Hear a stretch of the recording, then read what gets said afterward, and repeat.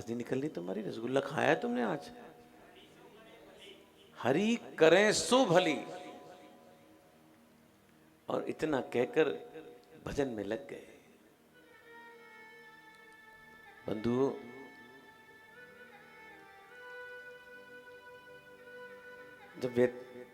जब व्यक्ति की ऐसी स्थिति हो जाती है ना,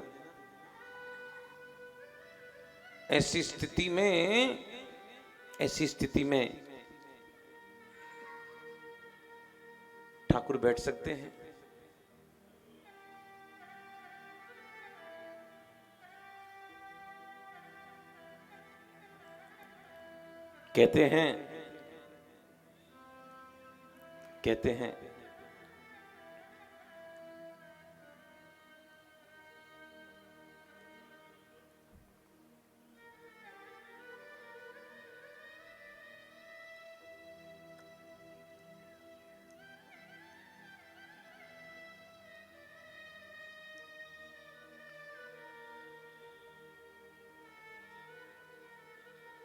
कहते हैं जयमल के इष्ट श्री रघुनाथ जी थे, राम जी थे। राम जी प्रकट हो गए और जयमल के घोड़े को लेकर गए, पूरी सेना को धराशायी कर दिया, मारा किसी को नहीं। अंतर्ध्यान हो गए। जयमल की जब पूजा पूरी हुई, जयमल आए और जयमल का घोड़ा पसीने पसीने हो रहा था। जरा सोचना, जिस घोड़े पर बैठकर रघुनाथ जी ने सवारी की हो, उस घोड़े की क्या दशा होगी, समझ सकते हो। देखो, घोड़े ने कोई तप नहीं किया, कोई भजन नहीं किया, कोई दान नहीं किया। घोड़े पर कृपा क्यों की मेरे प्रभु ने? क्योंकि वो घोड़ा एक भक्त का घोड़ा था। और आज जयमल जी जैसे ही युद्ध के मैदान में आए, उन्होंने क्या देखा कि सारी की सारी सेना धराशायी पड़ी है, धराशायी पड़ी है।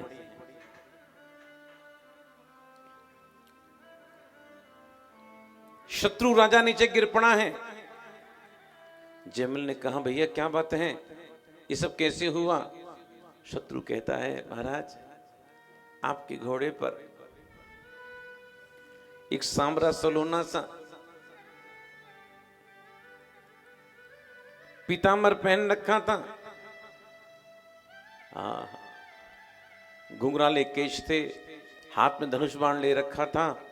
जयमल जी ने कहा, तो उन्होंने तुमको मारा?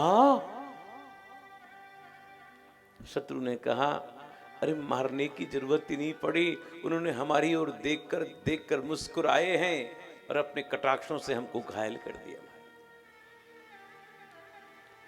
जयमल शत्रु के चरणों में गिर पड़े। भैया तुम धन्य हो, वो और कोई नहीं, मेरे इष्ट रघुनाथ आए थे। ठाकुर क्यों आए? जयमल का क्या विश्वास था? बोलो, हरि करे सो भली।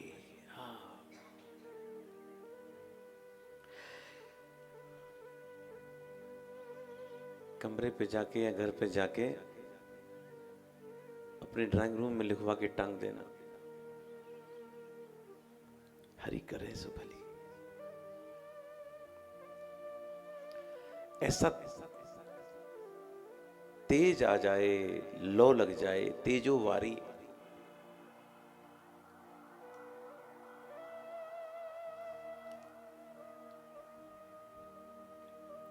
पानी मिल जाए आपको। हमारे बेंगलोर में पानी कमी नहीं है, खूब पानी है। भैया हम इस पानी की बात नहीं कर रहे, हम तो आंखों के पानी की बात कर रहे हैं।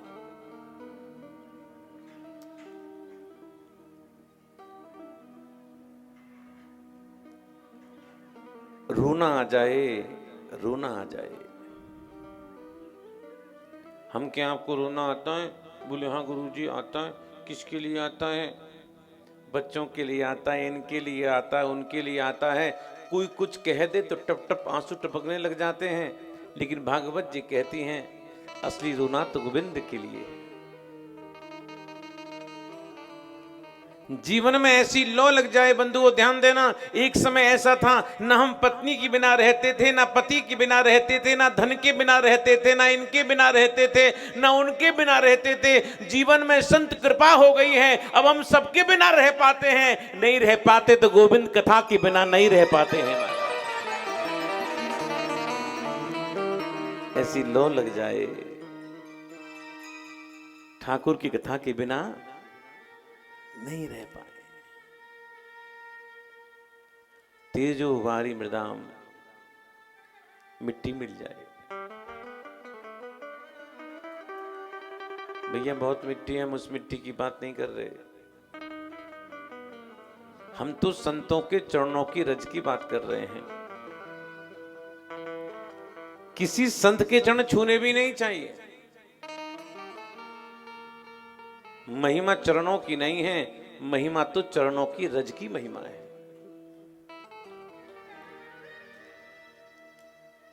क्या संतों के चरण सुंदर होते हैं? बोलो। विवाहियां फटी रहती हैं, नखून बड़े रहते हैं, फिर भी बड़े बड़े श्रीमंत अपनी गाड़ियों से उतरकर भागते हैं महात्मा की चरण धूलि लेने के लिए। और एक तरफ हम हैं, हमारे पैर दिन भर जूते मोजे में साफ सुथरे पैर रहते हैं। हमारे साफ पैरों को छूने के लिए हमारा पुत्र भी तैयार नहीं है। पुत्र से कहो बेटा ये महात्मा इनके पैर छू। कमबख्त झुकता तो है, झुकता तो है।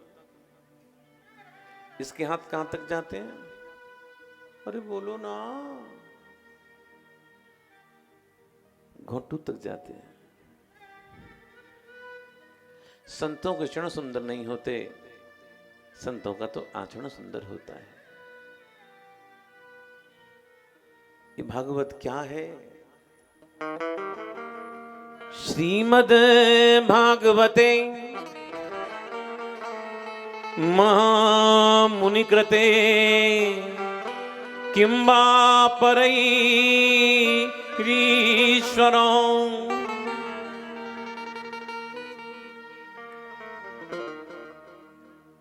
ये भागवत क्या है?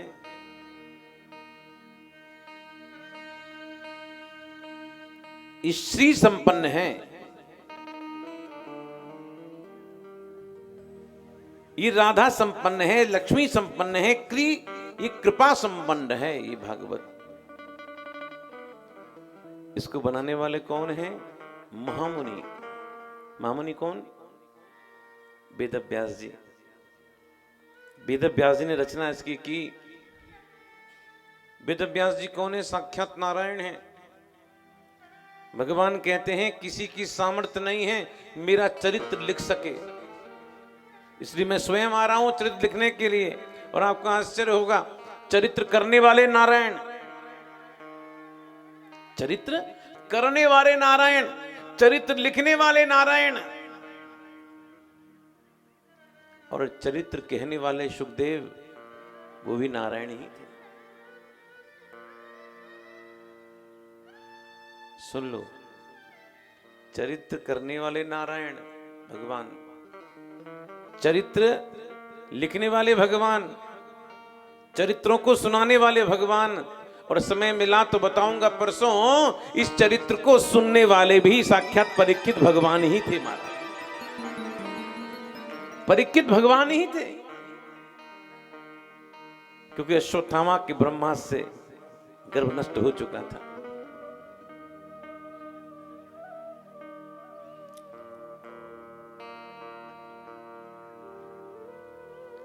इसको सुनने से क्या होता है? सद्यो हृदयवरुत्रते कृतभि शुश्रूषुभिस्तत्क्षणा।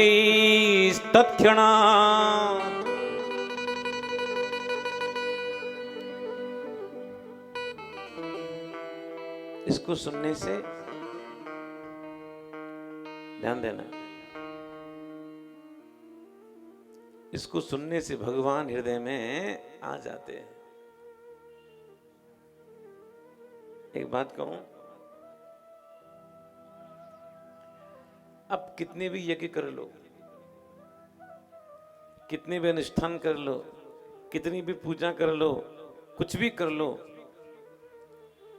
लेकिन जितने नजदीक ठाकुर सत्संग में रहते हैं उतने नजदीक तो कहीं है ही नहीं। सत्संग में ठाकुर दिखते हैं कि ठाकुर यहीं कहीं हैं। इसके सुनने से क्या होता है, तत्क्षण भगवान हृदय में आ जाते हैं। और भागवत क्या है, निगम कल्प तरोर गलितम फलम सुख मुखाद अमृत रव संयुतम पिबत भागवतम रसमालयम मुहुरहु रसिका भुवि भावुका। ये भागवत क्या है, एक ऐसा फल है जिसमें रस ही रस भरा हुआ है, न गुठली है न छिलका है। इसका पान करो। महाराज कितनी बार पान करें, अब तो हद हो गई, चैनल बदलो। जब देखो कोई ना कोई बाबा कथा सुनाता ही दिखता है। कितनी बार कथा सुने, भागवत जी कहती मुहु रहो। बार बार कथा का श्रवण करना चाहिए। और जानते हो उसके सुनने वाले कौन हैं? इसके सुनने वाले केवल दो ही हैं, रसिक हैं और भावुक हैं।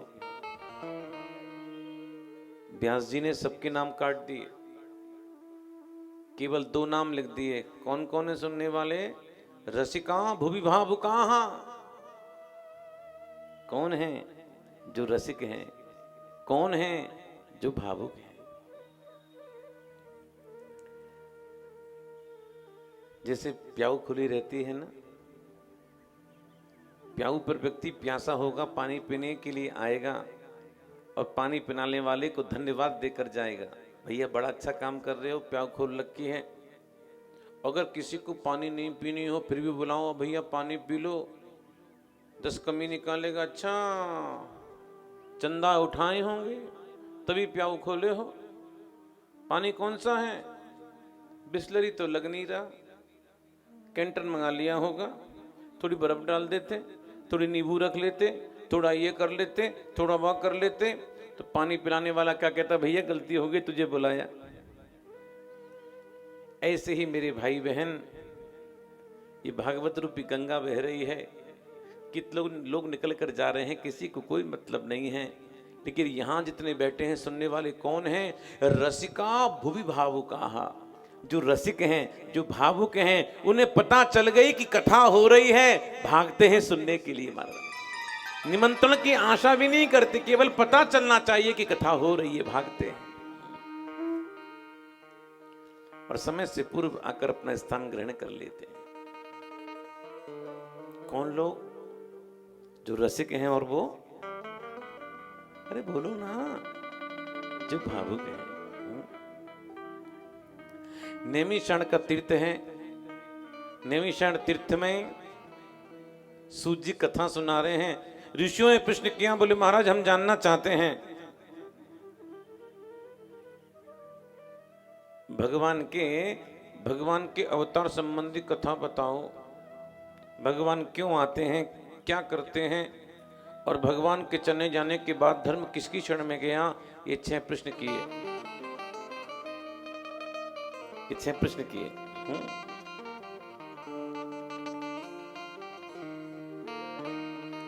इति संप्रश्न संहिष्टो विप्राणाम रोमहर्षणी प्रतिपूज्य वचस्तेषां प्रवक्तुम उपचक्रमे।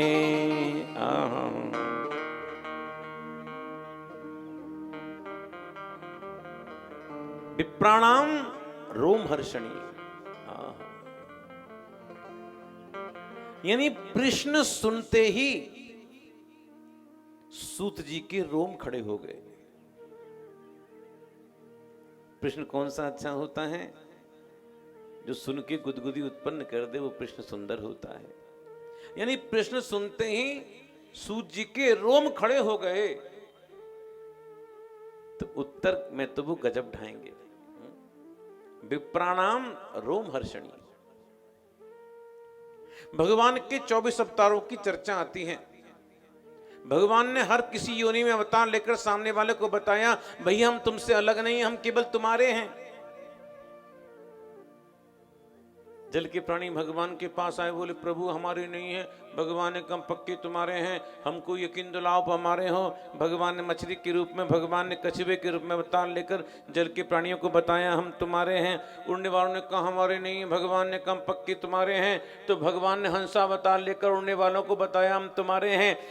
चार पैर वालों ने कहा प्रभु हमारे नहीं है। भगवान ने कहा पक्के तुम्हारे हैं। भगवान ने 12 अवतार लेकर चार पैर वालों को बताया हम तुम्हारे हैं। सिद्धों ने कहा हमारे नहीं है। भगवान ने कहा पक्के तुम्हारे हैं। भगवान ने कपिल रूप धारण कर सिद्धों को बताया हम तुम्हारे हैं। ऋषि महात्मा ने कहा प्रभु हमारे नहीं है। भगवान ने नारद व्यास के रूप में जन्म लेकर ऋषि महात्मा को बताया कि हम तुम्हारे हैं। मनुष्यों ने कहा हमारे नहीं है। भगवान ने कहा हम पक्के तुम्हारे हैं। तो भगवान ने राम और कृष्ण के रूप में अवतार लेकर मनुष्यों को बताया हम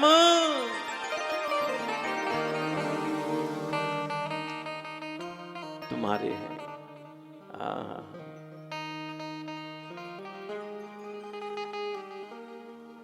भगवान ही हमारे हैं।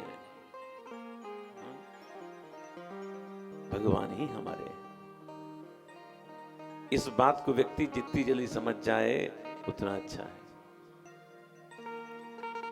इस संसार को बनाने वाले हमारे गोविंद हैं। इसकी रचना करने वाले कौन हैं? हमारे गोविंद हैं। बहुत सुंदर भाव।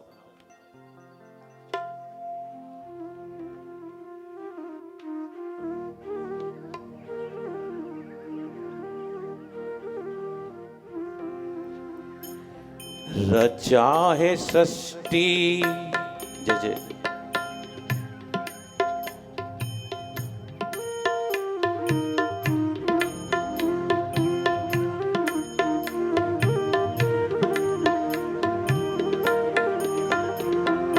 रचा है सृष्टि को जिस प्रभु ने, वही सृष्टि चला रहे हैं। सृष्टि को जिस प्रभु ने, वही ये सृष्टि चला रहे हैं। रचा है सृष्टि को जिस प्रभु ने, वही ये सृष्टि चला रहे हैं। रचा है सृष्टि को जिस प्रभु ने, वही ये सृष्टि चला रहे हैं। जो पेड़ हमने लगाया पहले, जो पेड़ हमने लगाया पहले, जो पेड़ हमने लगाया पहले, जो पेड़ हमने लगाया पहले, उसी का फल अब हम पा रहे हैं। रचा है सृष्टि को जिस प्रभु ने, वही ये सृष्टि चला रहे हैं। रचा है सृष्टि को जिस प्रभु ने, वही ये सृष्टि चला रहे हैं।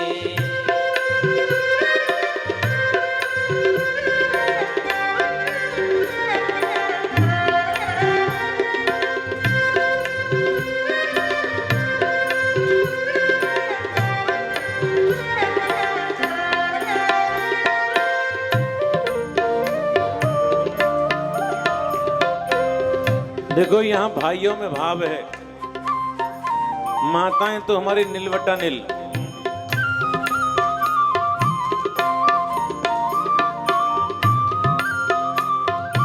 इसी धरा से शरीर पाए, इसी धरा से शरीर पाए, इसी धराओं में फिर सब समाए, इसी धरा में फिर सब समाए, इसी धराओं में फिर सब समाए।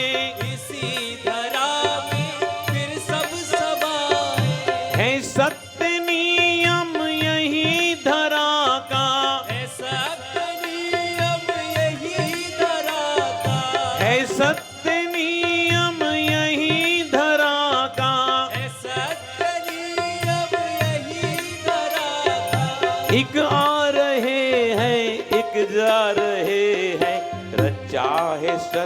सृष्टि को जिस प्रभु ने वही सृष्टि चला रहे हैं। रचा है सृष्टि को जिस प्रभु ने वही ये सृष्टि चला रहे हैं। जो पेड़ हमने लगाया पहले, जो पेड़ हमने लगाया पहले, जो पेड़ हमने लगाया पहले, जो पेड़ हमने लगाया पहले, उसी का फल अब हम पा रहे हैं। रचा है सृष्टि को जिस प्रभु ने वही ये सृष्टि चला रहे हैं। रचा है सृष्टि को जिस प्रभु ने वही ये सृष्टि चला रहे हैं।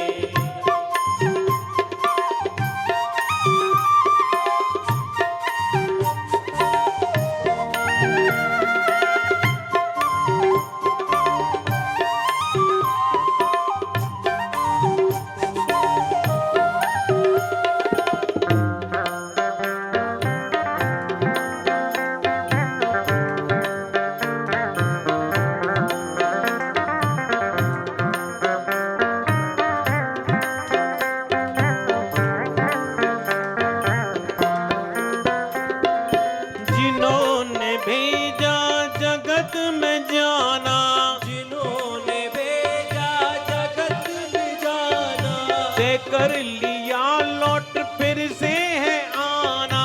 तय कर लिया लौट फिर से है आना, तय कर लिया लौट फिर से है आना।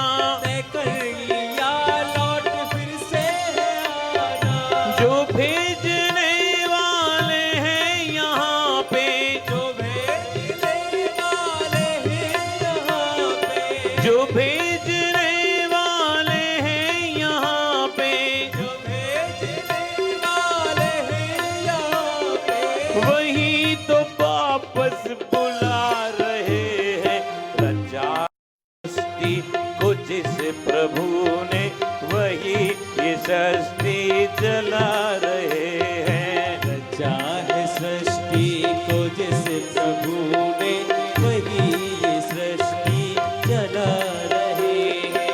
जो पेड़ हमने लगाया पहले, जो पेड़ हमने लगाया पहले, उसी का फल अब हम पा रहे हैं। रचा है सृष्टि को जिस प्रभु ने वही ये सृष्टि चला रहे हैं।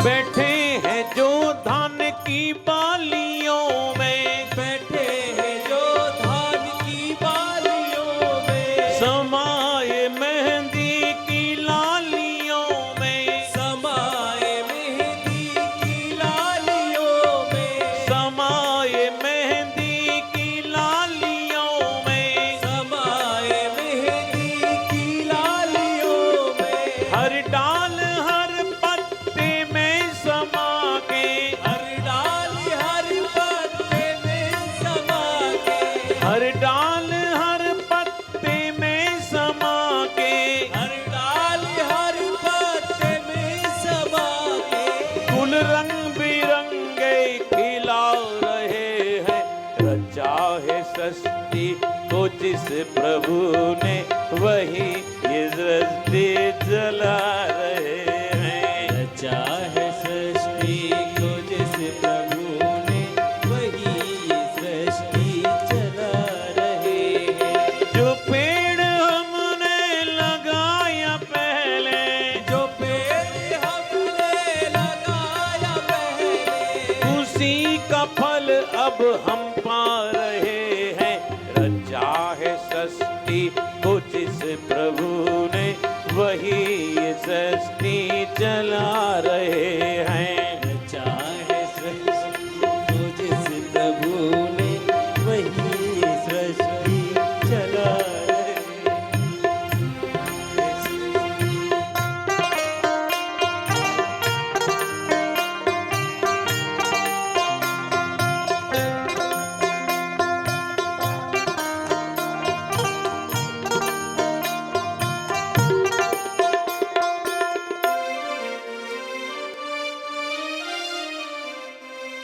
इसी धरा से शरीर पाए, इसी धरा से शरीर पाए, इसी धरा में फिर सब समाए, इसी धरा में फिर सब समाए।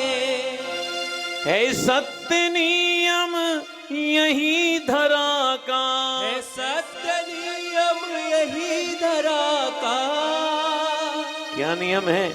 एक आ रहे हैं, एक जा रहे हैं, रचा है सृष्टि कुछ इस प्रभु ने। अरे बोलो ना, ये सृष्टि चला रहे हैं। जो पेड़ हमने लगाया पहले, उसी का फल हम अब पा रहे हैं। रचा है सृष्टि कुछ इस प्रभु ने, वही ये सृष्टि चला रहे हैं।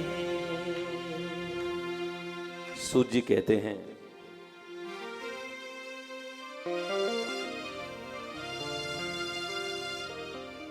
क्या करते हो? इदम भागवतम नाम पुराणम ब्रह्म संहितम उत्तम श्लोक चरितम चकारो भगवान ऋषि। सूत जी कहते हैं जो भागवत है ना, ऐसे कह रहे हैं, ये जो भागवत है ना क्या है? ब्रह्म संहितम, ये ब्रह्म से मिलाने वाली है। ब्रह्म संहितम माने ब्रह्म के समान है, ब्रह्म संहितम माने भगवान के समान है। इस भागवत को लिखने वाले कौन हैं? वेद व्यास जी। और वेद व्यास जी ने अपने पुत्र सुखदेव जी को भागवत पढ़ाई, और सुखदेव जी से हमने भागवत पढ़ी। तो किसी ने कहा सूत जी आपने भागवत कब पढ़ी? हमने तो सुना नहीं। सूत जी कहते हैं जब परीक्षित को जब श्राप लगाना, सुखदेव जी कथा सुनाने के लिए आए, तो मैंने कहा आपकी आज्ञा हो तो मैं भी कथा सुन लूं। तू कथा सुनना हुआ, तुमने पढ़ना कहां हुआ? सूत जी कहते मैं आगे ही बैठा था, मेरे पर उनकी दृष्टि थी और कोई बात समझ में नहीं आती थी तो मैं पूछ लेता था। यानी एक बार सुनना होता है और पूछकर दोबारा सुनना पढ़ना हो जाता है। तो मैंने इस भागवत को किससे पढ़ा? अपने गुरु सुखदेव जी से पढ़ा। कहते हैं यथा दीतम तथा मति, मेरी जैसी मति है ना, जैसा मेरा ज्ञान है उसी ज्ञान के अनुसार मैं आपको कथा सुना रहा हूं। जरा ध्यान देना, सूत जी अपनी परंपरा क्यों बता रहे हैं, समझ लो। सूत जी कहना चाहते हैं भागवत का श्रवण जब भी करो, जिसने परंपरा से भागवत को पढ़ा हो और जिसने परंपरा से भागवत को ग्रहण किया हो, उससे ही भागवत पढ़नी चाहिए, सुननी चाहिए। किसी ऐरे गहरे से तो भागवत सुननी ही नहीं चाहिए। इसलिए अपनी परंपरा बता रहे हैं। कथा उससे सुनो जिसने परंपरा से भागवत को प्राप्त किया हो। और व्यास जी कहते हैं इति बुप्राणम संस्तूयो मुनीनां दीर्घशक्तीनां वृद्ध्यो कुलपति सूतम बृहत्पचो सोनको ब्रवीत्। सोनक जी ने प्रश्न किया सूत जी से, इस सोनक कैसे हैं? वृद्ध कुलपति हैं।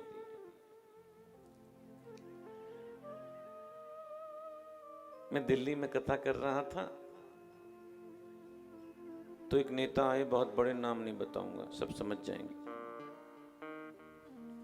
उनके साथ 5-10 गाड़ियां भी थी, 50-60 उनके चमचे भी थे। तो वो नेताजी कहने लगे हमारे साथ तो गुरुजी इतने ही लोग चलते हैं।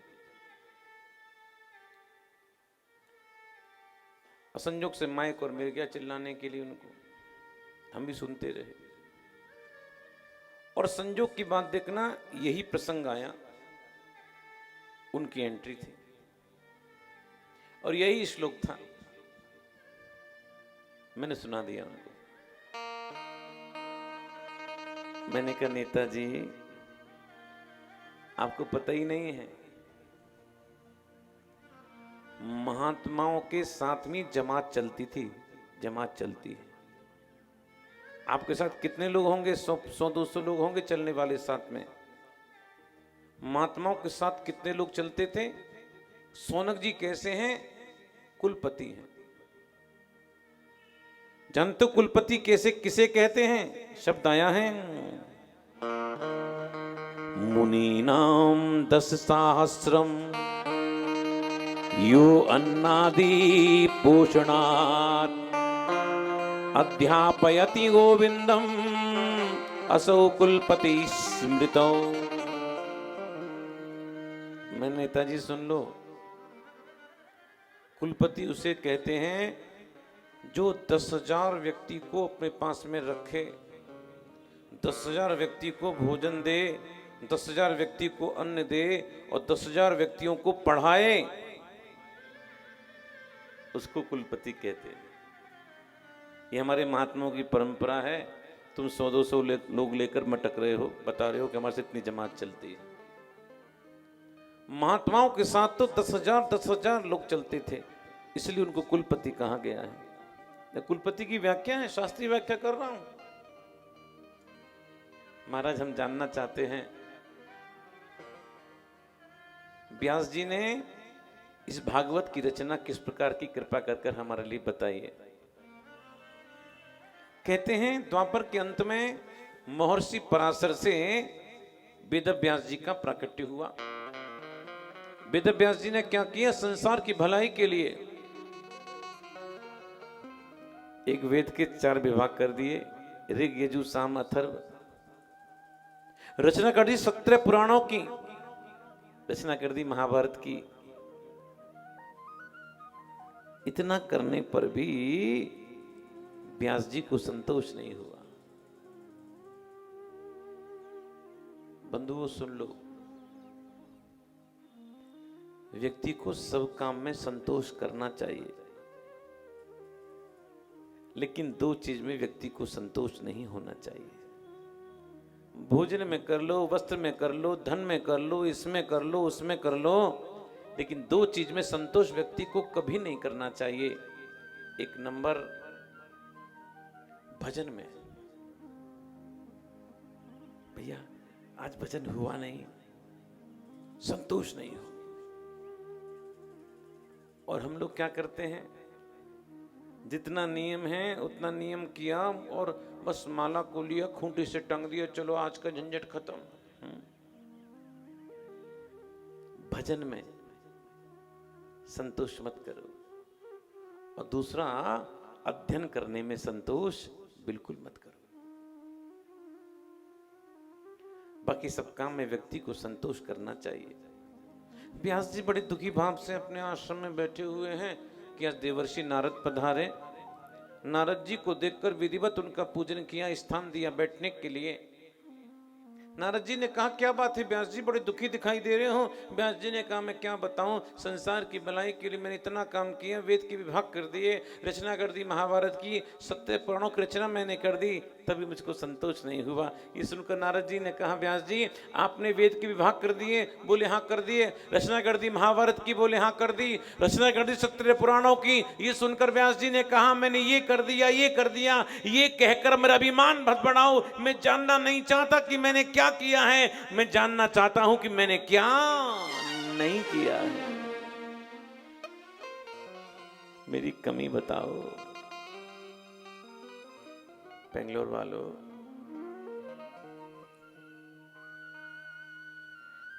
आप में से कोई ऐसा है जो अपनी कमी जानना चाहे? हर व्यक्ति को सामने वाले की कमी नजर आती है, लेकिन कभी अपनी कमी वो न सुनना चाहता है, न देखना चाहता है। दूसरी कमी उसको फट दिखाई दे जाती है, और यही व्यक्ति के दुखी होने का प्रश्न है। उसको हमेशा अपनी अच्छाई लगती है, ध्यान दो, उसको हमेशा अपनी अच्छा ही दिखती हैं, और दूसरों की उसको हमेशा बुराइयां ही दिखती हैं। अपनी बुराई तो व्यक्ति देखना चाहता ही नहीं है। लेकिन इतने बड़े नारद, इतने बड़े व्यास जी आज क्या कहते हैं, मेरी कमी बताओ। और हम लोग जरा सी कथा करने लगे, 2-4 श्लोक याद हो गए, अपने को ब्रह्मा का बाप समझने लगे। कोई कुछ कह नहीं दे, बस पलट कर जवाब दे देते। लेकिन धन्य है व्यास, इतने बड़े व्यास कह रहे हैं कि मेरी कमी बताओ। मैं अपनी कमी सुनना चाहता हूं। नारद जी ने कहा, कमी बताऊंगा। भवतानुदित प्रायम यशो भगवतो मलम येने वासौ न तुष्येतो तन्ने तद्दर्शनम किलम। नारद जी कहते हैं, कमी बताऊंगा। आपने सब कुछ किया है, लेकिन आपने भगवान के निर्मल रस का गायन नहीं किया। आपने भगवान वासुदेव की महिमा का गान नहीं किया। नारद जी कहते हैं, नायद्बतश्चित्र पदम हरेर्यशो जगत पवित्रम प्रगणित करहिचित तद्वायसम तीर्थ मुशन्ति मानसा न यत्र हंसा निर्मन्तु शिक्षया। नारद जी कहते हैं, जिस वाणी में अलंकार हो, जो वाणी शुद्ध भी हो, सुंदर वाणी हो, लेकिन उस वाणी के अंदर प्रभु के नाम की चर्चा नहीं है, तो जानते उस तीर्थ में क्या होगा? उस तीर्थ में तो कौवे स्नान करेंगे, हंस स्नान नहीं कर सकते। हाँ हाँ। और फिर कहते हैं, तद्वाग विसर्गो जनताग विप्लवो यस्मिन् प्रतिश्लोक मवत्यवत्यपि नामानन्तस्य यशोऽङ्कतानि यत् शृण्वन्ति गायन्ति गृह्णन्ति साधवो।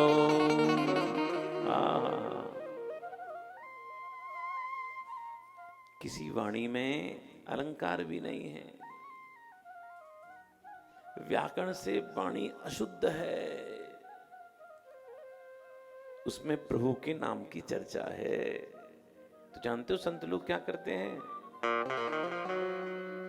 शृण्वन्ति, कुछ सुनाने वाला मिल जाता है ना, तो नीचे बैठ जाते हैं, सुनने लग जाते हैं। अगर कहता भैया सुनाओ सुनाओ, तो ऊपर बैठकर गायंती, गाने लग जाते हैं। न सुनने वाला मिलता, ना सुनाने वाला मिलता है। जब कोई नहीं मिलता तब क्या करते हैं? गिणंति साधव, अपने आप गुनगुनाने लग जाते हैं। और ये सब भगवान के नाम के बिना संभव नहीं है। इस संदर्भ में कथा आती है,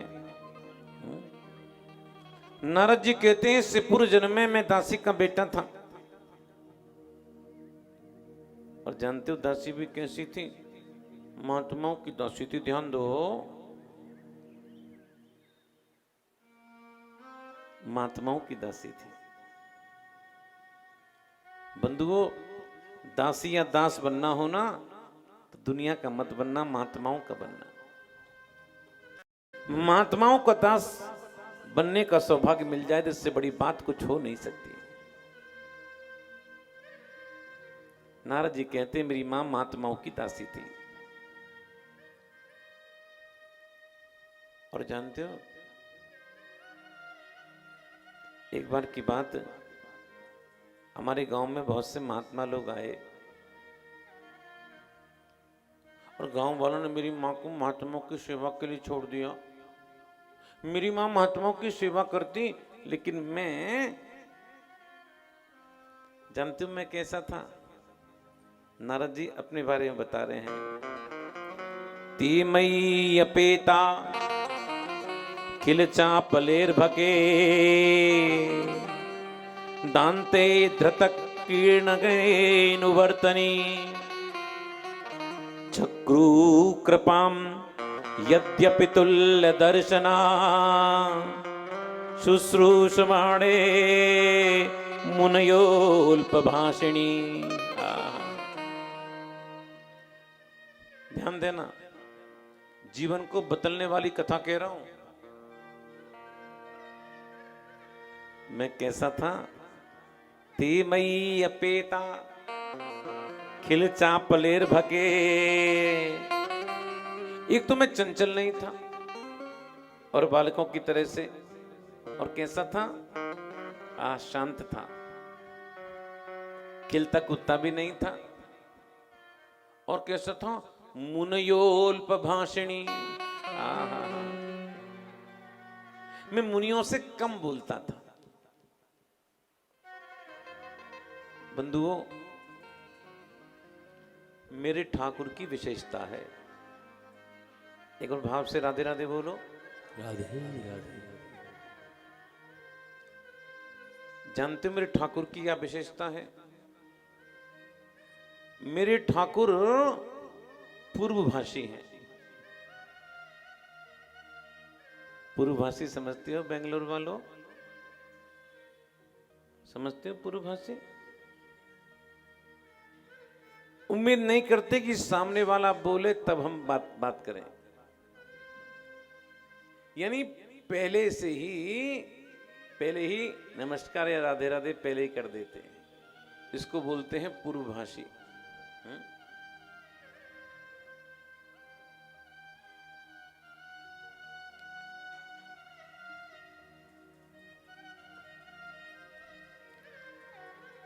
अब देखो जो बड़ी बड़ी बिल्डिंग में लोग रहते हैं ना, एक ही बिल्डिंग में लोग रहते हैं, एक ही फ्लोर पर रहते हैं, और कभी आमना सामना लिफ्ट में हो भी जाता है ना, कमबख्त एक दूसरे को देखकर मुस्कुराते भी नहीं, ऐसे मुंह फेर लेते, इसको जानते ही नहीं। ऐसा होता ही नहीं होता? बेंगलोर में तो होता ही है ना?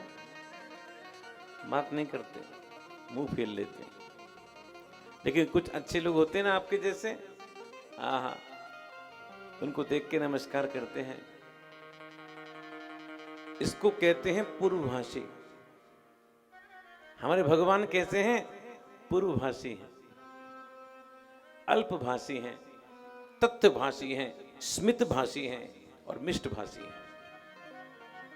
इतनी विशेषता जो मैंने बताई ना, ये विशेषता केवल और केवल मेरे ठाकुर की हो सकती है और किसी की तो हो ही नहीं सकती।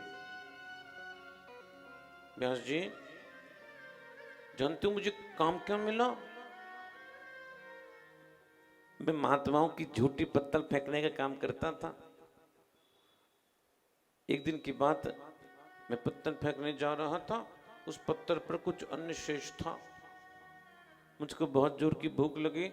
मैंने एक महात्मा से डरते डरते पूछा, बाबा आपकी आज्ञा हो तो इसमें से मैं कुछ खा लूं?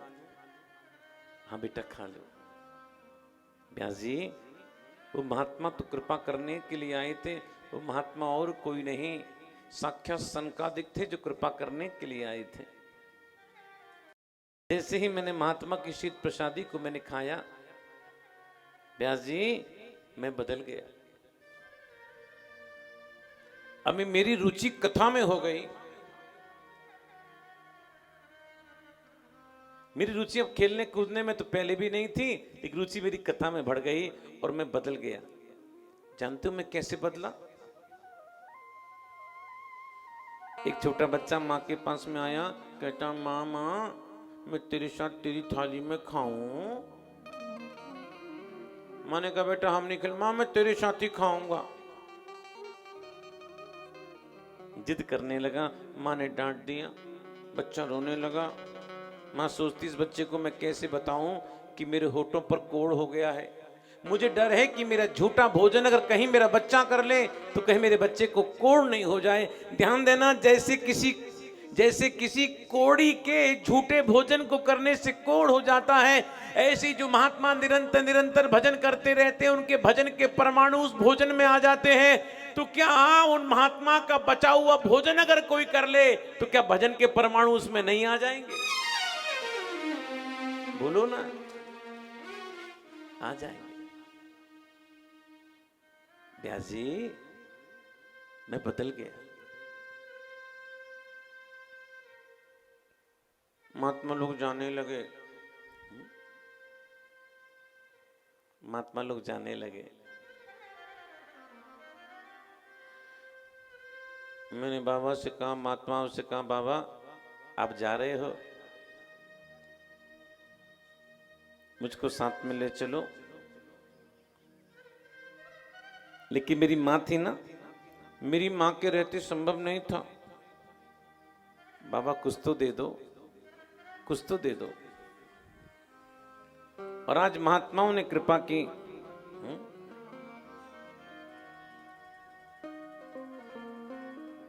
महात्माओं ने मेरे अंदर कुछ देखा। कल एक बेंगलोर से मेरे पास में फोन आया, गुरुजी हमको आपसे गुरु दीक्षा चाहिए, गुरु मंत्र चाहिए। इसके लिए हमें क्या करना पड़ेगा? हर व्यक्ति के मन में आता है हम गुरु दीक्षा तो ले लें, लेकिन गुरु दीक्षा लेने से पहले कुछ खास बात होनी चाहिए और उन्हीं व्यक्ति को गुरु दीक्षा लेनी चाहिए जिनके अंदर ही खास बात हो। क्या बात होनी चाहिए? तस्यैवेमेनुरक्तस्य प्रसृतस्य हतैनसो श्रद्धानस्य बालस्य दान्तस्यानुचरस्य च। इतनी खूबी हो अगर किसी में, उसी व्यक्ति को गुरु दीक्षा गुरु मंत्र लेना चाहिए। आदौ श्रद्धा, सबसे पहले श्रद्धा होनी चाहिए। तस्यैवमेनुरक्तस्य। व्यास जी एक तो मेरा उनके प्रति अनुराग था, पहले श्रद्धा और फिर अनुराग, उसके बाद मेरी रुचि उनकी चरण सेवा करने में थी। और महात्माओं का शीत प्रसाद पाने से हतई नसो मेरे सारे पाप नष्ट हो गए थे। बालस्य, और एक में बालक था, इंद्रिय संयम था और मैं उनके चरणों का सेवक था। बंधुओं इतनी खूबी अगर किसी व्यक्ति में हो, उसी व्यक्ति को गुरु दीक्षा गुरु मंत्र लेना चाहिए। महात्माओं ने इतनी खूबी मेरे अंदर देखी तो महात्माओं ने क्या किया, अपना पीत पीतांबर मेरे ऊपर फेंका और कान में मंत्र फूंक दिया, ओम नमो भगवते वासुदेवाय। मुझको चेला बनाया, चीरा बनाकर चले गए। एक दिन की बात, मेरी जो माँ थी ना, मेरी माँ जंगल में गई है समिधा लेने के लिए और मेरी माँ को एक सर्प ने काटा। मुझे पता चला मेरी माँ का शव जंगल में पड़ा है। मैं शव की ओर नहीं भागा, मैं शिव की ओर भागा हूं। जो शव की ओर भागते उनको शिव का दर्शन नहीं होता। किसी ने कहा, बोले भैया आपकी माँ मर गई, अब तो रोने लगे होंगे, चिल्लाने लगे होंगे। अरे नहीं, माँ मरी तो मैं नाचने लगा। आप कहोगे महाराज क्या कथा सुना रहे हो? मां बनने पर कोई नाचता है कि मां बनने पर कोई रोता है? एक बहुत अच्छी बात कहते हैं, ध्यान देंगे। तदा तदीहमीशस्यो भक्तानां समभीप्सितो अनुग्रहं मन्यमानो प्रातिष्ठम दिशमुत्तरम्।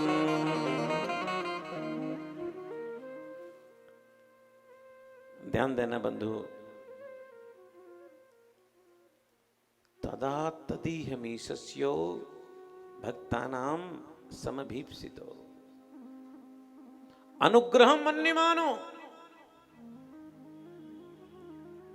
जय जय। देखो, ठाकुर के प्यार में तो ठाकुर की कृपा का अनुभव सब करते हैं। दोबारा बोल रहा हूं, ध्यान से समझना। ठाकुर के प्यार में ठाकुर की कृपा का अनुभव सब करते हैं, लेकिन ठाकुर की मार में भी जो कृपा का अनुभव करें, ऐसे लोग कम होते हैं। अब हमारा समझ में नहीं आया, जब तक कोरोना नहीं था ना गुरुजी बहुत बढ़िया दुकानदारी चल रही है, बहुत अच्छा काम चल रहा है, ठाकुर की बड़ी कृपा है। ये क्या है? ठाकुर के प्यार में ठाकुर की कृपा का अनुभव है। कोरोना हो गया, बेड पर पड़े हैं, 14 दिन क्वारंटाइन हो गए, कहीं नहीं जा रहे हैं। बोले भैया अब क्या कहते हो? क्या कहते हैं? ये ठाकुर तेरी बड़ी कृपा है। कोरोना हो गया, ठाकुर तेरी कृपा हो गई? बोले हाँ तेरी बड़ी कृपा है। अब कम से कम 14 दिन कुछ काम तो नहीं करूंगा और बैठकर तेरा भजन करूंगा और टीवी पर बैठकर बाप से कथा कर श्रवण करूंगा। हमारा ये है ठाकुर की मार में भी ठाकुर की कृपा का अनुभव करना। एक घटना और सुनो। जयपुर के एक मेरे शिष्य हैं,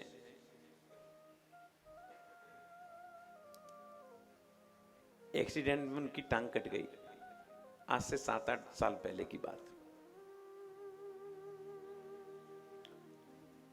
मैं जयपुर कथा कर रहा था, मुझे पता चला ऐसा हादसा हो गया है। मैं उनके घर चला गया मिलने के लिए। बड़े प्रसन्न हुए, गुरुजी पधारे हैं। पत्नी रो रही थी बैठी बैठी, बच्चे भी रो रहे थे, और जिन सज्जन की टांग कटी वो भी रो रहे थे। आपसे एक बात पूछूं, सच बोलना, वो लोग क्यों रो रहे थे? अरे बोलो तो सही, बोलो। टांग कट गई इसलिए रो रहे थे, है ना? लेकिन जो मेरे शिष्य थे जिनकी टांग कटी थी, मैंने कहा भैया, तो रोते रोते कहते हैं गुरुजी ठाकुर की कृपा और आपका आशीर्वाद है, अच्छा हुआ टांग कट गई। मेरे साथ में 2-3 लोग थे, उन्होंने कहा बाबूजी क्या कह रहे हो? अच्छा हुआ टांग कट गई। टांग कटने पर तो कोई रोता है, आप तो रो भी रहे हो और आप कह रहे हो अच्छी बात है। तो जानते हो उस व्यक्ति ने क्या कहा? वो सुनने योग्य बातें हैं। उसने कहा मैं क्या बताऊं गुरुजी, आप कथा आती थी तो बैठता था नीचे, भजन करता था, कम वक्त यही पैर सो जाता था, भजन होता नहीं था। अब ये टांग कट गई है तो भाव से बैठकर भजन तो करूंगा। हमारा देखो, ये है ठाकुर की मार में भी ठाकुर की कृपा का अनुभव करना। तदा तदीहमीशस्यो भक्तानां तमभीप्सितो। एक उदाहरण और समझो। ये क्या है? ठाकुर के प्यार में ठाकुर की कृपा का अनुभव है। तुकाराम जी महाराज के संत हुए। प्रचलित घटना है, गन्ने लेकर आ रहे थे, रास्ते में महात्मा लोग मिलते चले गए, गन्ने देते चले गए। गन्ने जब घर पहुंचे तो केवल एक गन्ना बचा।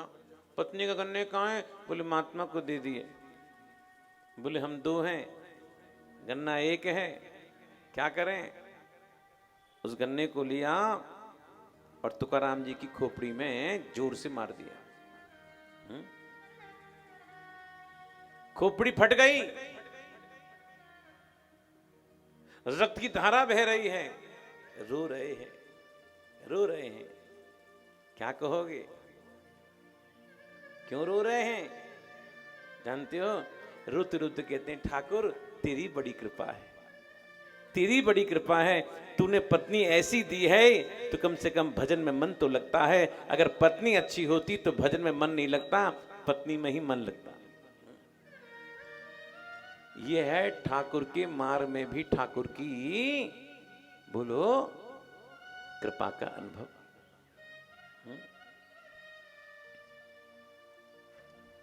अनुग्रहम मन्यमानो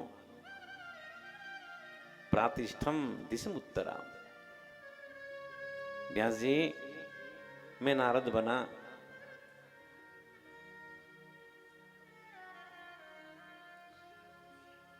मेरे पिता, और जानते हो मैं पैदा कहां से हुआ? ब्रह्मा के गोद से पैदा हुआ। गोद माने अंक। मेरे पिता ब्रह्मा ने मुझको 4 श्लोक दिए, वो 4 श्लोक हम आपको देते हैं, इसका विस्तार करना।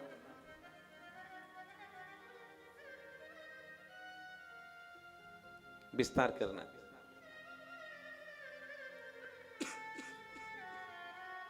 दूसरी बात, और व्यास जी ने उन 4 श्लोकों को लिया, अपने आश्रम में आए, आचमन किया। देखो, किसी भी पूजन पे बैठो, कथा सुनने बैठो, कहीं भी बैठो, भजन करने बैठो, कम से कम आचमन जरूर करना चाहिए। बिना आचमन के तो कोई चीज सिद्ध होती नहीं है। आचमन समझते हो ना?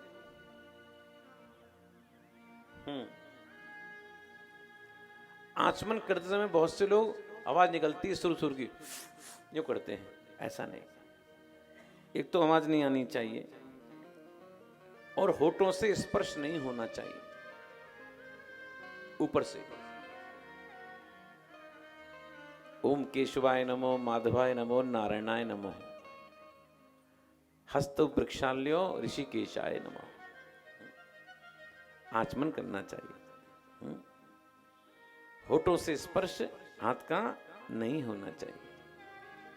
आपको कि महाराज नहीं होगा तो पानी नीचे गिर जाएगा। अब हम जब आचमन करें तो देखना कैसे पानी नीचे गिरेगा।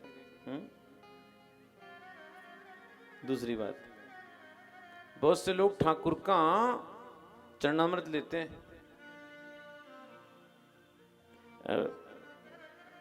हमारे कमरे में हमारे ठाकुर जी हैं, कल की बात, मैंने किसी को चरणामृत दिया, उन्होंने चरणामृत लिया और लेकर उसको पिया और उसके ऊपर यूं कर लिया। ऐसे करते नहीं करते? अरे हाँ ना बोलो, ये गलत करते हैं। क्योंकि एक तो हमने मुंह लगाया और वो ठाकुर का चरणामृत, और फिर उसको हम माथे पे लगाते हैं, सिर पे लगाते हैं, गलत करते हैं। ऐसा नहीं करना चाहिए, ये अपराध है।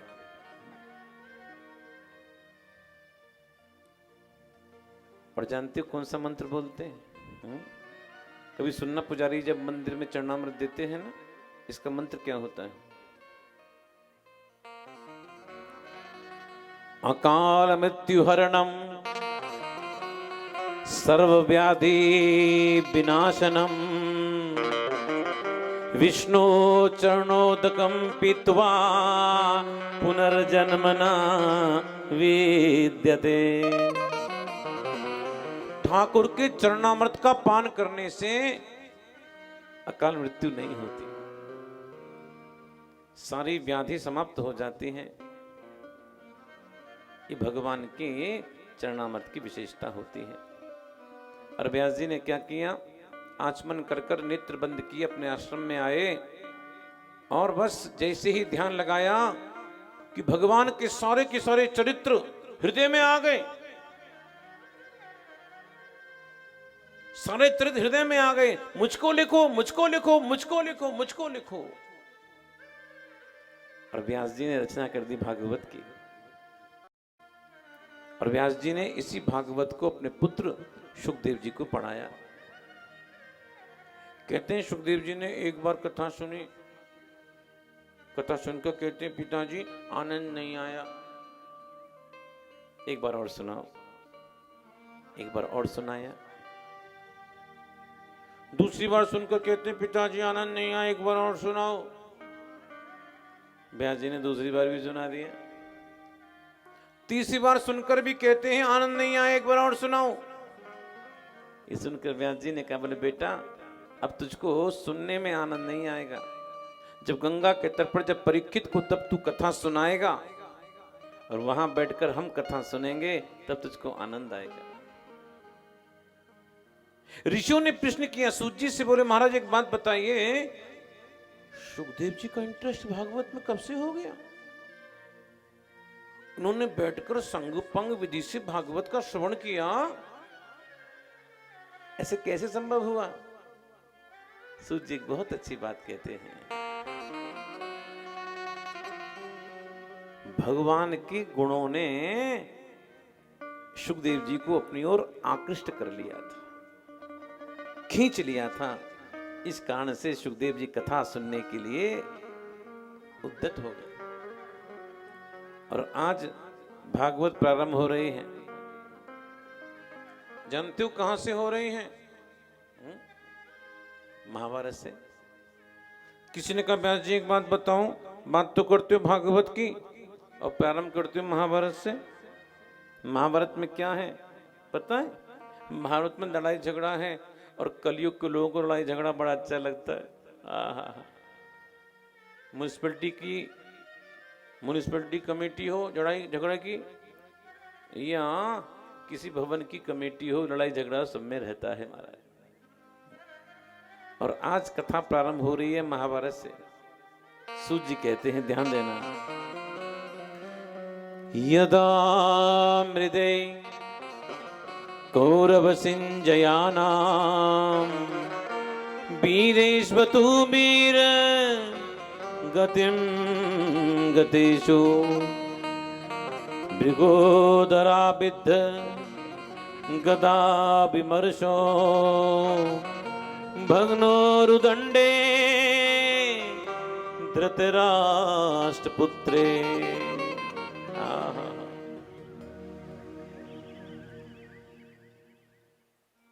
घटना उस समय की है, युद्ध महाभारत का समाप्त हो चुका था। भीमसेन ने अपनी गदा से दुर्योधन की जंघा को तोड़ दिया था। दुर्योधन मरे नहीं थे, मरने वाले थे। उस समय अश्वत्थामा गुरु द्रोण के पुत्र अश्वत्थामा आए, आकर कहते हैं मित्र इतने युद्ध चलना, तुमने सबको सेनापति बनाया लेकिन तुमने हमको सेनापति नहीं बनाया। सुनकर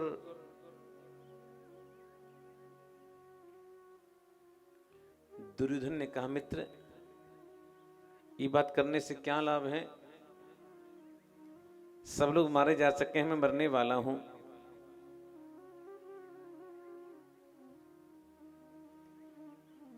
अश्वत्थामा ने कहा मित्र मुझे एक दिन के लिए नहीं केवल एक रात के लिए सेनापति बना के तो देख, मैं वो काम करके दिखाऊंगा जो मेरे पिता नहीं कर सके, कर्ण नहीं कर सके, पितामह भीष्म नहीं कर सके, वो काम मैं करके दिखाऊंगा। केवल एक रात के लिए सेनापति बना के तो देख।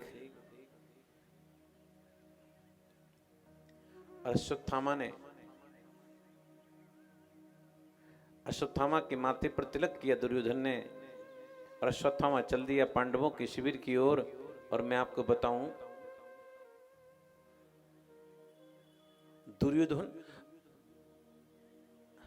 दुर्योधन से मिलने के बाद अश्वत्थामा चल दिया पांडवों के शिविर की ओर।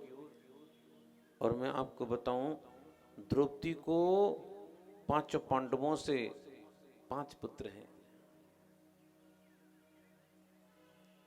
उन पुत्रों की विशेषता है, जानते हो क्या? जो भीमसेन है ना, जो द्रौपदी को भीमसेन से पुत्र है ना, बिल्कुल भीम जैसे लगते हैं, अर्जुन से अर्जुन जैसे, नकुल से नकुल जैसे, सहदेव सहदेव जैसे, युधिष्ठिर युधिष्ठिर जैसे। जब कोई 5 पुत्र सामने चलकर आते थे ना, द्रौपदी को ध्यान से देखना पड़ता था कि मेरे पुत्र आ रहे हैं कि मेरे पति आ रहे हैं। इतनी समानता थी।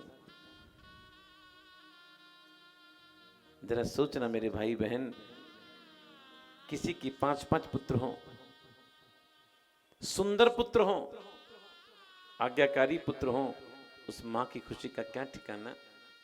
द्रौपदी आज 5 बच्चों को सुला रही है। बच्चे कहते हैं, माँ माँ तुमको उठाने के लिए आएगी ना? हाँ आएंगे। अच्छा बेटा सो जा, सो जा।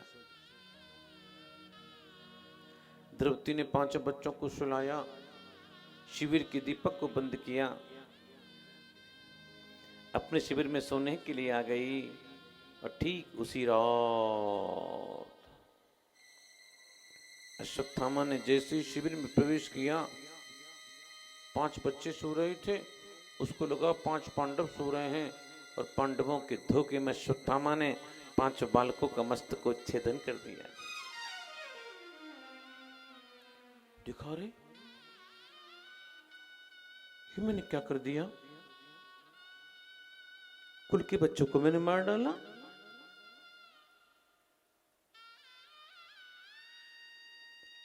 क्या कहूंगा दुर्योधन से?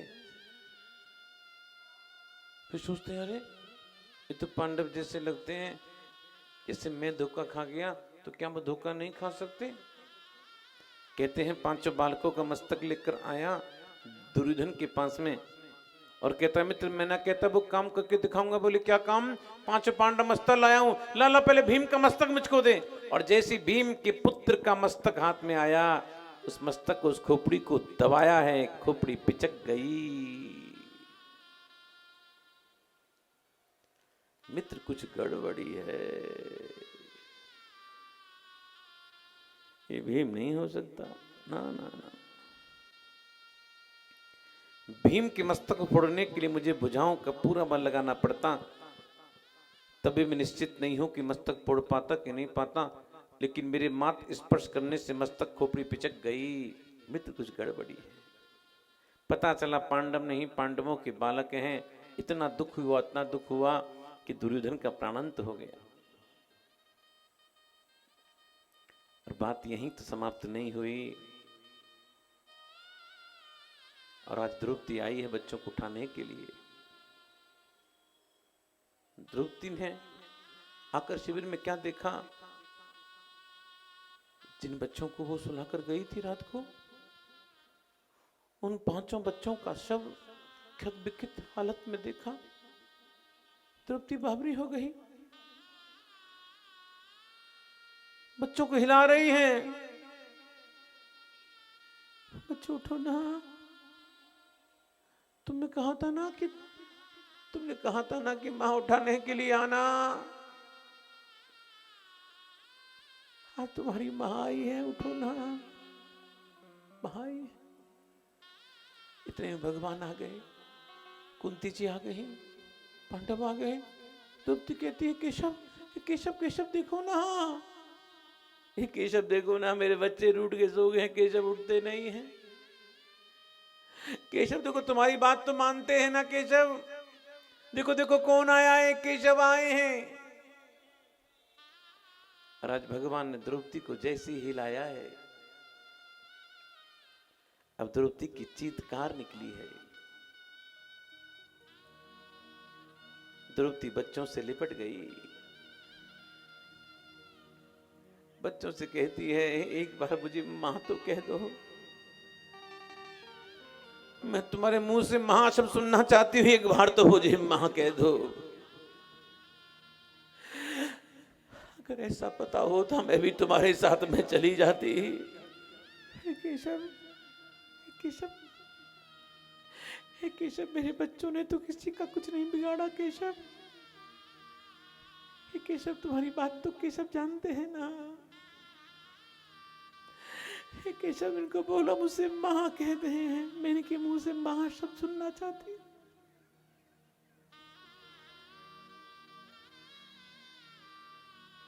ध्रुति रो रही है, चीत्कार मचा रही है।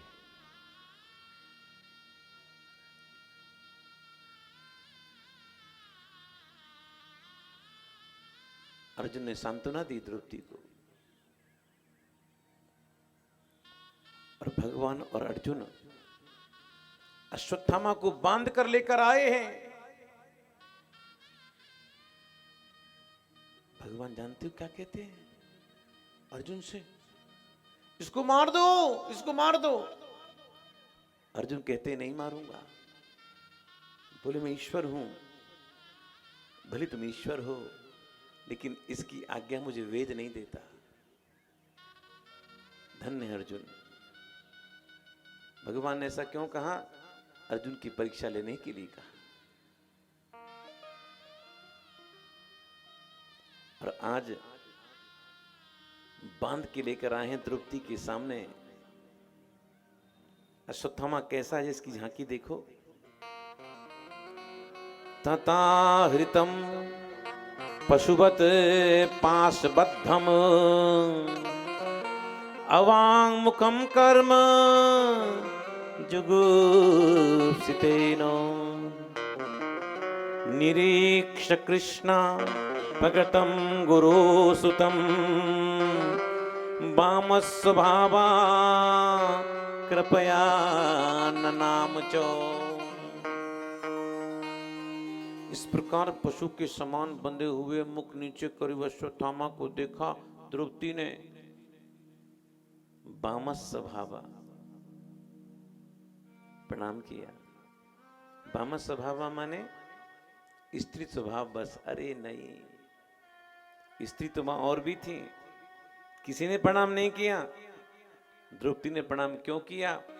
वामस स्वभाव माने शोभनम स्वभाव, सुंदर स्वभाव वाली द्रौपदी थी। और जैसे ही अश्वत्थामा को बंधे हुए देखा, चिल्लाई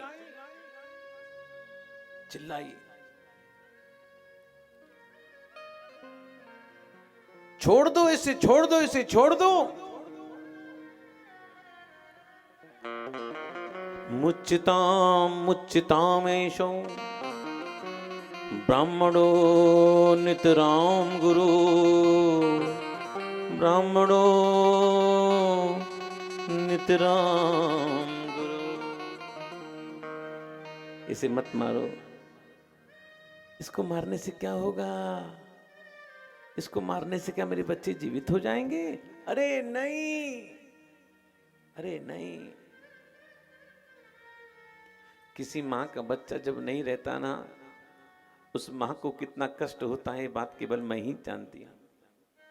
जब ये नहीं रहेगा, इसकी माँ कृपी को कितना कष्ट होगा। इसको मत मारो। पांचों से कहती है, क्या भूल गए? ये वही गुरुपुत्र हैं जिन्होंने हे पार्थ आपको गांडीव पकड़ना सिखाया। ये उन्हीं गुरु के पुत्र हैं। जब गुरुपुत्र जब महल में आते थे, अब पांचों इनकी सेवा में लग जाते थे। हे नकुल सहदेव तो चरणों का प्रक्षालन करते थे। हे महाबली भीम और अर्जुन आप साथ साथ पीछे पीछे चला करते थे। युधिष्ठिर महाराज आप इनकी अगुवाई किया करते थे। क्या भूल गए कि ये वही गुरुपुत्र हैं? इसे मत मारो। हाँ हाँ,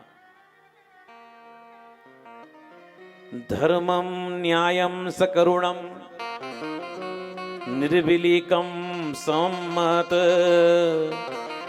राजा धर्म सुतो राज्ञा प्रत्यनंदत बचो द्विजा।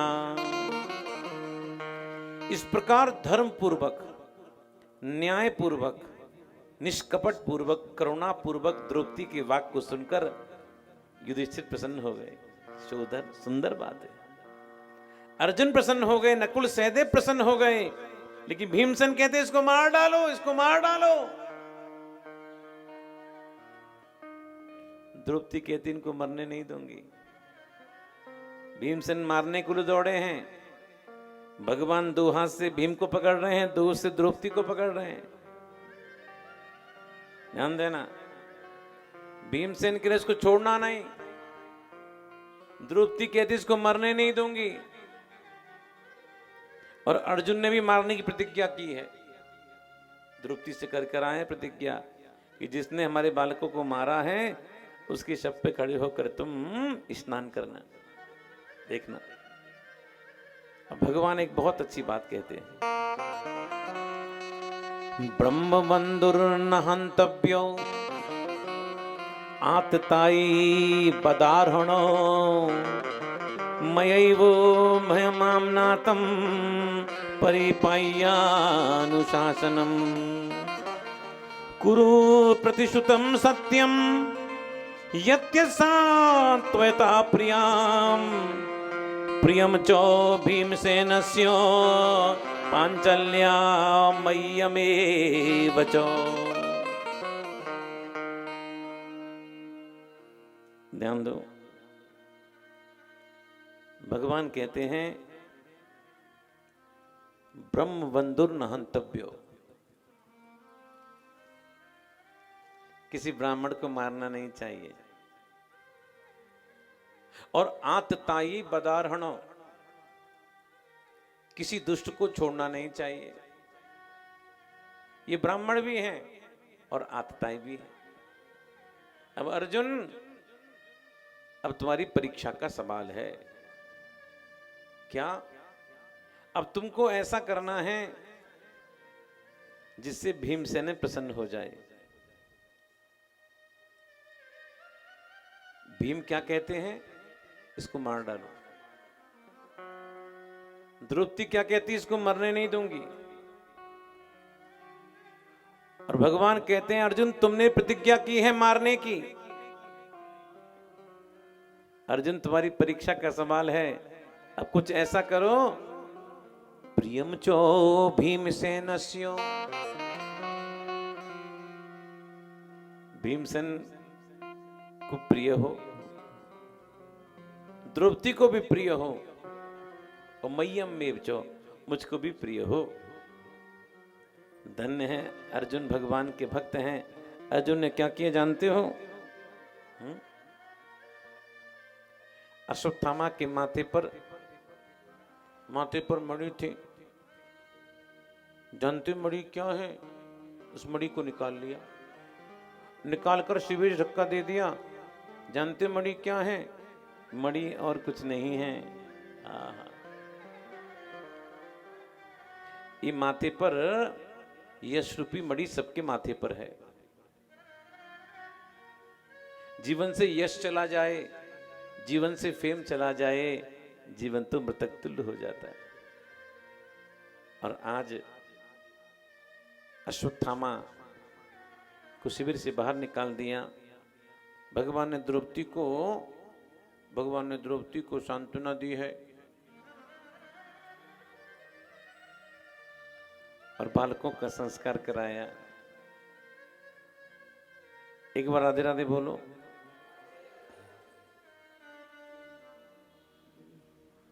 जानते हो अश्वत्थामा ने क्या किया? 5 ब्रह्मास्त्र छोड़े पांडवों की ओर, और भगवान ने पता ही नहीं चलने दिया, उन ब्रह्मास्त्रों को समाप्त कर दिया। 6ठा ब्रह्मास्त्र छोड़ा अभिमन्यु की पत्नी उत्तरा की ओर। ये जानता था कि उत्तरा गर्भवती है, पांडवों अंतिम इसके पेट में पल्ला है, अगर ये बालक मर गया पांडवों का समूल वंश नष्ट हो जाएगा। ऐसा विचार कर जैसी ब्रह्मास्त्र छोड़ा, भगवान रथ पर बैठने वाले थे जाने के लिए। उत्तरा सामने आ गई। हाँ, उत्तरा सामने आ गई। भगवान ने देखा, अरे देखो देखो ये कौन चला रहा है, ये कौन चला रहा है? उत्तरा चली आ रही है। उत्तरा कहती है, पाही पाही महायोगिन देव देवो जगत पते नान्यम त्वद अभयम पश्ये यद्यमिद्यु परस्परम अभी द्रवित मामीशो सरस्तप्ता यशो विभो कामम दहतु माम नाथो मामे गर्भो निपात्यताम।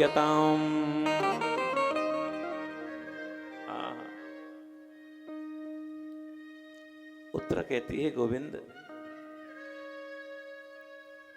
आज मुझको परवाह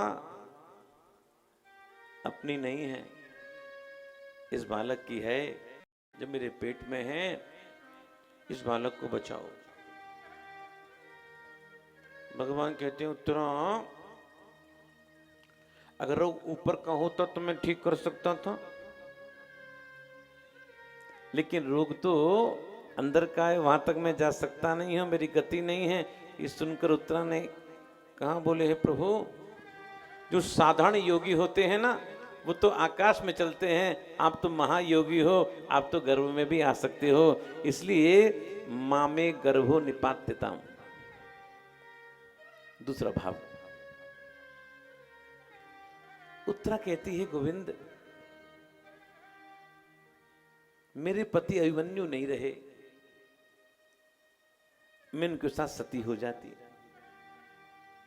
चूंकि मैं गर्भवती थी, इसलिए गर्भवती स्त्री हो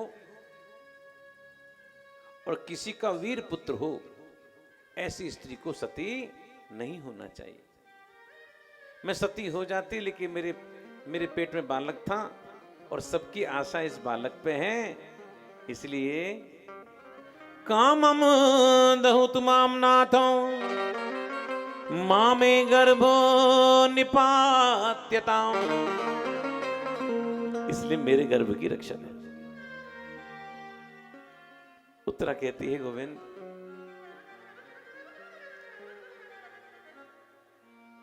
अगर इस बालक को कुछ हो गया ना,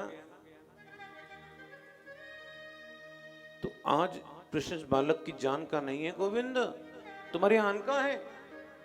भगवान कहते हैं, मेरे आन से इस बालक की जान का क्या संबंध है। उत्तरा कहती है, गोविंद अगर सब जानते हैं हमारे कुल का रक्षक कौन है, आप हैं, गोविंद हैं। अगर इस बालक कुछ हो गया ना, लोग क्या कहेंगे, जिस कुल का रक्षक श्री कृष्ण है उस कुल में कोई नहीं बचा। इसलिए गोविंद कामम दहतु माम नाथो मामे गर्भो निपात्यताम। इसलिए मेरे गर्भ की रक्षा करो। भगवान उत्तरा गर्भ में गए, उस बालक की रक्षा मेरे प्रभु ने की। भगवान के दुनिया वालों देख लो देख लो देख लो, देवकी ने बुलाया गर्भ में नहीं गया, जसोदा ने बुलाया गर्भ में नहीं गया, कौशल्या ने नहीं बुलाया गर्भ में नहीं गया, लेकिन आज भक्त को बचाने के लिए मुझे गर्भ में आना पड़ रहा। दुनिया वालों देख लो देख लो देख लो। जिस बालक की रक्षा मेरे प्रभु ने की, उसी बालक का नाम परीक्षित पड़ा। बंधुओं,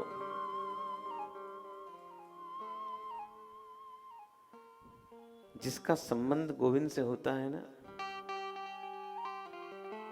उसका कोई बाल बाका कर नहीं सकता। और देखो भैया, हम तो वृंदावन वाले हैं, जिनकी यारी गोविंद से हो जाती है ना, फिर दुनिया में उसको कुछ अच्छा लगता नहीं है। इसलिए भैया सब कुछ छोड़ो,